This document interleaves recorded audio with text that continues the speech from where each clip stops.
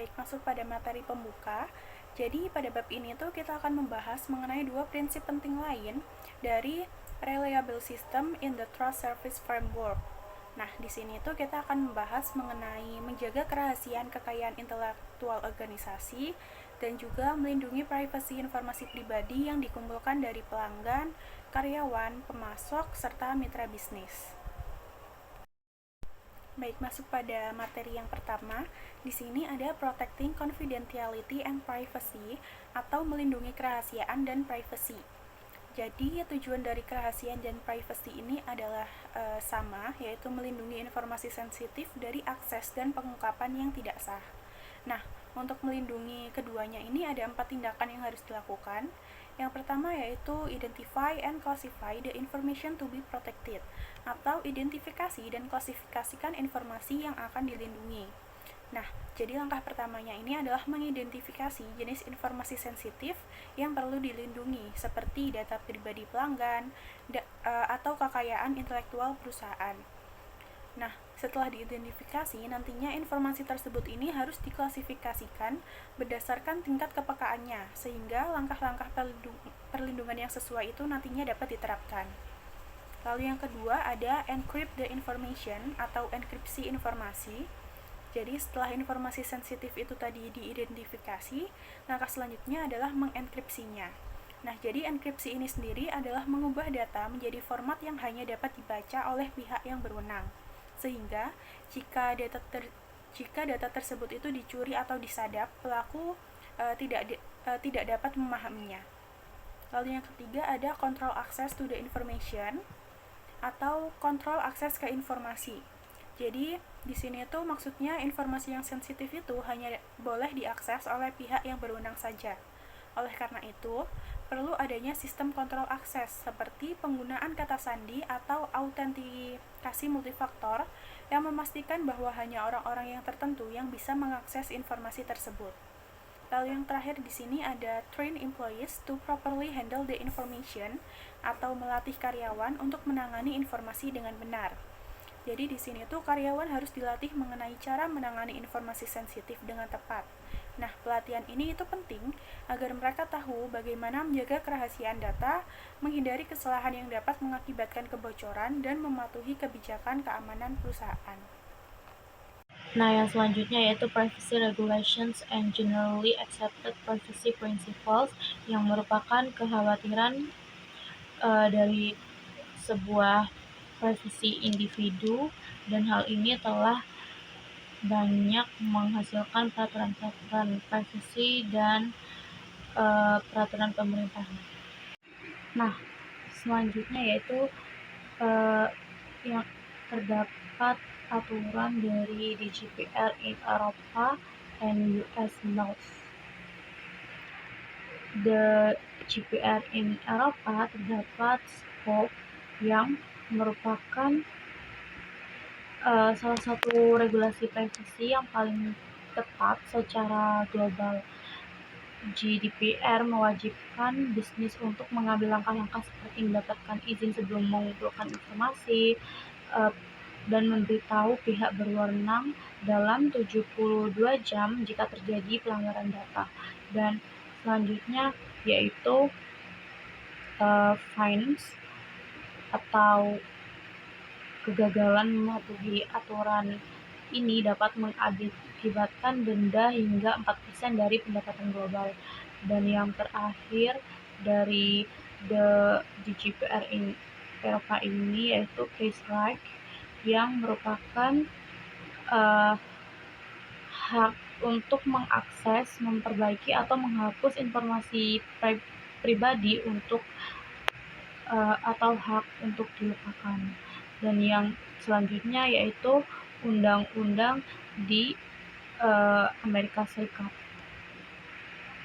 Yang pertama terdapat California Consumer Privacy Act atau CCPA, yang merupakan memiliki ketentuan yang mirip dengan GDPR, termasuk hak untuk menghapus data pribadi dan pembatasan dalam menjual data pribadi.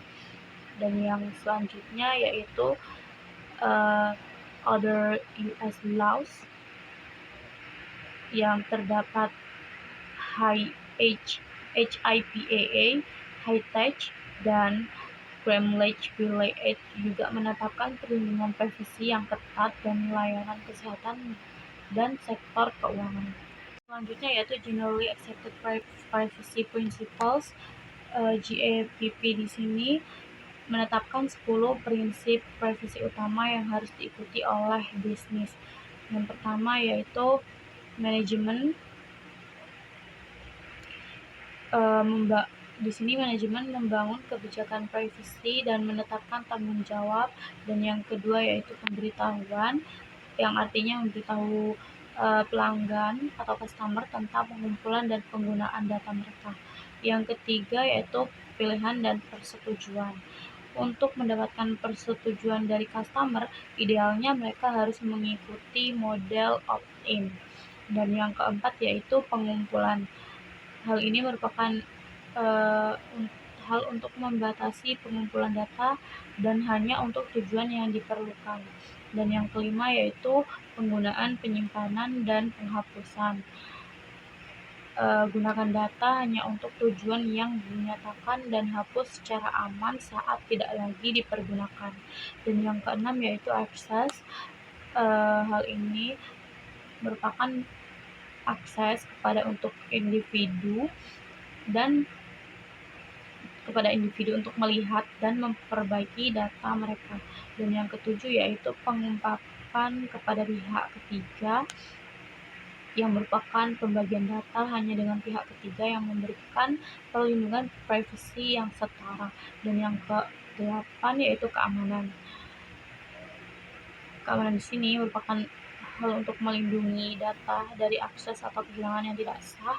Dan yang ke-9 yaitu kualitas. Pastikan akurasi dan integrasi data yang disimpan. Dan yang ke-10 merupakan pemantauan dan penegakan. Secara berkala memantau kepatuhan kepada kebijakan privasi dan menangani keluhan. Selanjutnya yaitu identitas. Kekhawatiran yang paling utama yaitu pencurian identitas. Pencurian identitas merupakan masalah yang semakin meningkat di mana individu yang tidak berwenang menggunakan data pribadi seseorang untuk kegiatan penipuan, seperti membuka akun kredit atau mengajukan pengembalian pajak palsu. Bisnis bertanggung jawab untuk melindungi data ini dan mencegah pencurian identitas. Secara ringkas, regulasi dan prinsip-prinsip seperti GDPR, CCPA, dan GAPP menekankan transparansi, persetujuan, dan langkah-langkah keamanan yang kuat untuk melindungi data pribadi dan individu. Untuk selanjutnya kita beralih ke encryption atau enkripsi. Enkripsi merupakan kontrol pencegahan yang dapat digunakan untuk melindungi kerahasiaan dan juga privasi. Enkripsi melindungi data ketika sedang transit melalui internet dan juga menyediakan satu penghalang terakhir yang harus diatasi oleh penyusup yang telah mendapatkan akses tidak sah ke dalam informasi yang tersimpan. Enkripsi juga memperkuat prosedur autentikasi dan juga memainkan peran penting dalam memastikan dan memverifikasi keabsahan transaksi dalam sebuah e-bisnis. Oleh karena itu, penting bagi akuntan, auditor, dan juga profesional sistem untuk memahami enkripsi. Enkripsi merupakan sebuah proses mengubah konten normal yang disebut plain text menjadi sebuah teks terenkripsi yang tidak dapat dibaca tanpa kunci dekripsi yang disebut ciphertext. Decryption atau dekripsi akan memberikan proses ini, yaitu mengubah ciphertext kembali menjadi sebuah plain text. Nah, gambar di samping menunjukkan bahwasanya enkripsi dan dekripsi ini melibatkan penggunaan kunci dan juga algoritma, di mana komputer mempresentasikan plain text dan juga ciphertext sebagai sebuah serangkaian digit biner, yaitu 0 dan 1. Kunci enkripsi dan juga dekripsi sendiri juga merupakan rangkaian digit biner. Sebagai contoh di sini, kunci 256 bit terdiri dari rangkaian 256, 0, dan juga 1. Algoritma adalah sebuah formula yang menggunakan kunci untuk mengubah plain text menjadi ciphertext atau ciphertext kembali menjadi sebuah plain text. Faktor-faktor yang mempengaruhi kekuatan enkripsi. Ada 3 faktor penting yang menentukan kekuatan sistem enkripsi. Yang pertama yaitu key length atau ukuran kunci, lalu yang kedua ada algoritma enkripsi, lalu yang ketiga atau yang terakhir yaitu kebijakan untuk mengelola kunci kriptografi. Yang selanjutnya akan kita bahas satu persatu. Yang pertama yaitu ukuran kunci atau key length. Ukuran kunci yang lebih panjang akan memberikan enkripsi yang lebih kuat dengan mengurangi jumlah pengulangan blok yang berulang di dalam ciphertext. Hal ini akan membuat lebih sulit untuk menemukan pola dalam ciphertext yang mencerminkan pola dalam plaintext asli. Selanjutnya ada algoritma enkripsi. Sifat dari algoritma itu pada dasarnya digunakan untuk menggabungkan kunci dan plaintext yang merupakan hal yang sangat penting. Algoritma yang kuat akan sulit atau bahkan tidak mungkin untuk dipecahkan dengan menggunakan teknik tebakan kasar atau asal-asalan. Karena sesungguhnya prosedur yang digunakan oleh algoritma enkripsi yang paling diterima dan digunakan secara luas itu tersedia untuk umum. Nah, kekuatannya ini bukan karena kerahasiaan prosedur, akan tetapi karena sudah diuji secara ketat dan terbukti tahan terhadap serangan tebak-tebakan.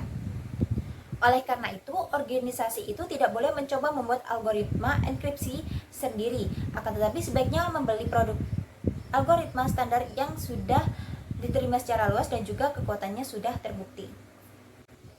Kemudian yang terakhir yaitu kebijakan untuk mengelola kunci kriptografi. Tidak peduli seberapa panjang kuncinya atau seberapa kuat algoritma enkripsi, apabila kuncinya sudah dicuri, maka enkripsi ini dapat dengan mudah dibobol. Oleh karena itu, kunci kriptografi harus disimpan dengan aman dan dilindungi dengan kuat.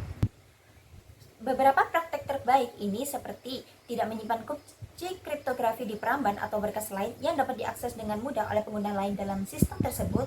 Lalu yang kedua yaitu menggunakan kata sandi yang kuat dan panjang untuk melindungi kunci. Lalu yang terakhir, organisasi juga membutuhkan kebijakan dan juga prosedur yang baik untuk mengeluarkan dan juga mencabut kunci, di mana kunci harus dikeluarkan hanya untuk karyawan yang menangani data sensitif dan juga membutuhkan kemampuan untuk mengenkripsinya. Penting juga untuk segera membatalkan kunci ketika seorang karyawan keluar atau ketika ada alasan untuk meyakini bahwa kunci tersebut telah disusupi, untuk memberitahu semua orang yang mengandalkan kunci tersebut bahwa kunci tersebut sudah tidak berlaku lagi.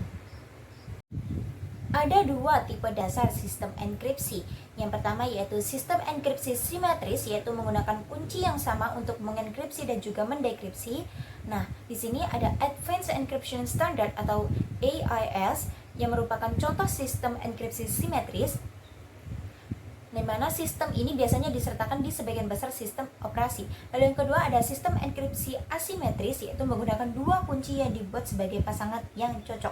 Satu kunci yang disebut kunci publik didistribusikan secara luas dan tersedia untuk semua orang, dan yang lainnya itu disebut sebagai kunci privat, di mana dirahasiakan dan hanya diketahui oleh pemilik pasangan kunci tersebut. RSA dan juga kriptografi kurva eliptik merupakan beberapa contoh sistem enkripsi asimetris. Nah, berikut merupakan gambar perbandingan antara sistem enkripsi simetris dan juga sistem enkripsi asimetris. Nah, seperti untuk number of keys-nya sendiri, symmetric encryption di sini hanya menggunakan satu kunci, sedangkan asymmetric encryption menggunakan dua kunci. Kemudian ada keuntungan, di mana symmetric encryption ini lebih cepat, sedangkan untuk asymmetric encryption itu semua orang bisa menggunakan kunci publik untuk berkomunikasi dengan Anda. Untuk selanjutnya ada Virtual Private Networks atau VPN. Untuk melindungi kerahasiaan dan juga privasi, informasi itu harus dienkripsi tidak hanya di dalam sistem, akan tetapi juga saat informasi tersebut dikirimkan melalui internet. Mengenkripsi informasi saat melintasi internet menciptakan sebuah jaringan pribadi virtual atau bisa disebut sebagai VPN. Dinamakan VPN karena menyediakan fungsionalitas jaringan aman milik pribadi tanpa biaya yang terkait dengan saluran telepon, satelit, dan juga peralatan komunikasi lainnya. VPN merupakan autentikasi untuk mentransfer informasi dengan aman melalui internet sehingga menciptakan jaringan pribadi virtual.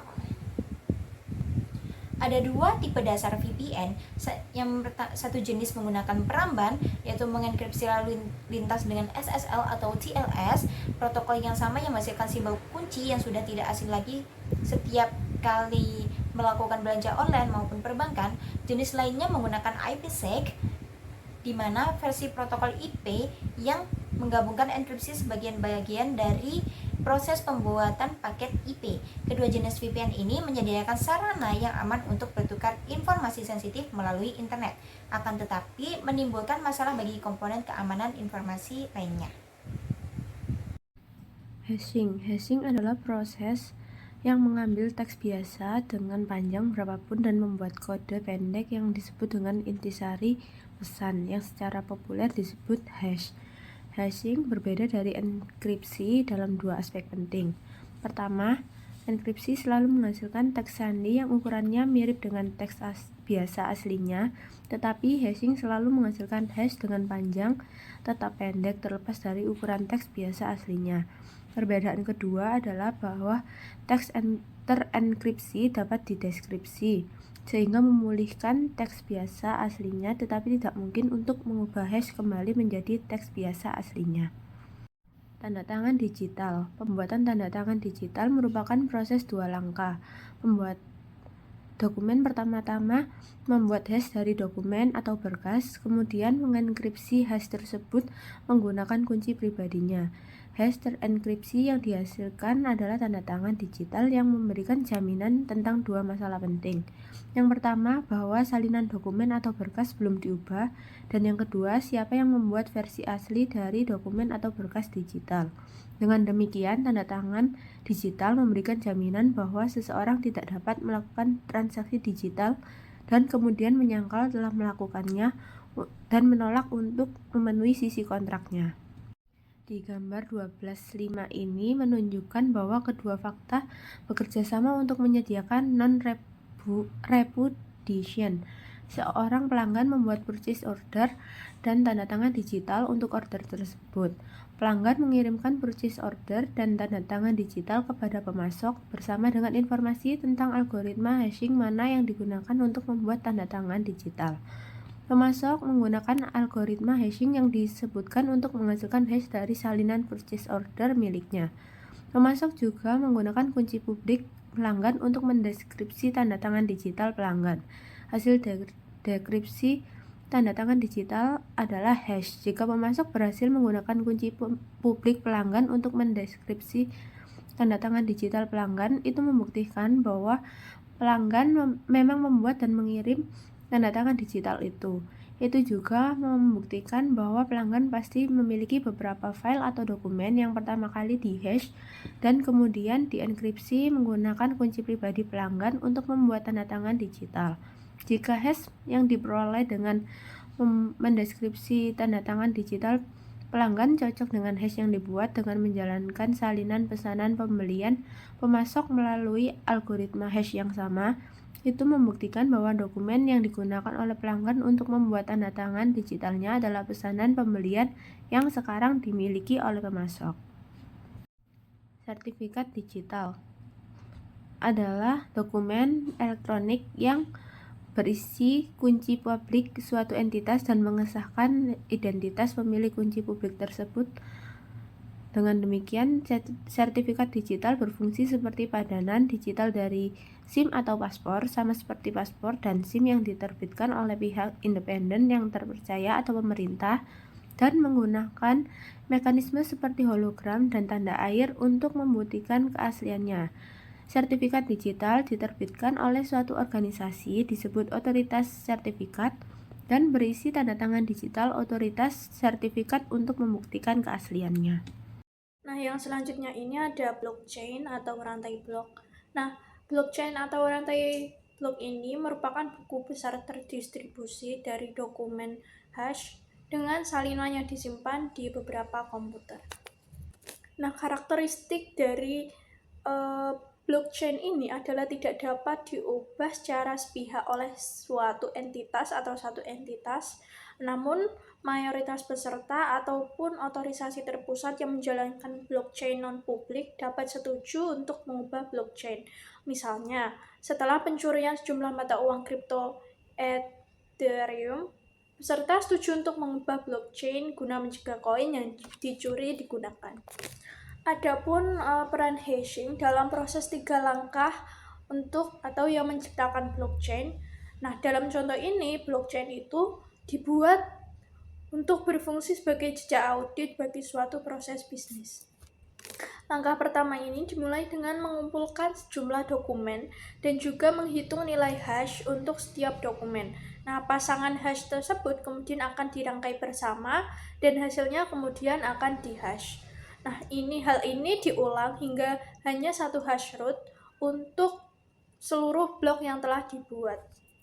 Kemudian ada pun langkah kedua, yaitu memvalidasi blok baru dengan proses yang disebut dengan penambangan yang menggunakan 3 masukan, yaitu angka acak atau disebut nonce, hash rate yang baru saja dihitung pada langkah 1, dan hash rate dari blok yang paling baru divalidasi dalam rantai untuk menghasilkan nilai hash header yang dimulai dengan jumlah 0 awal yang ditentukan.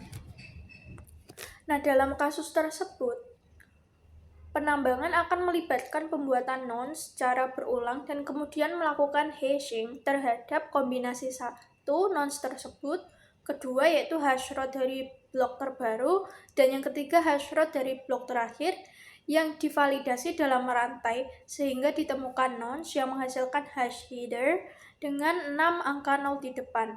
Setelah nilai hash header tersebut dihasilkan, nilai tersebut menjadi nilai hash block yang akan disimpan di header block transaksi baru.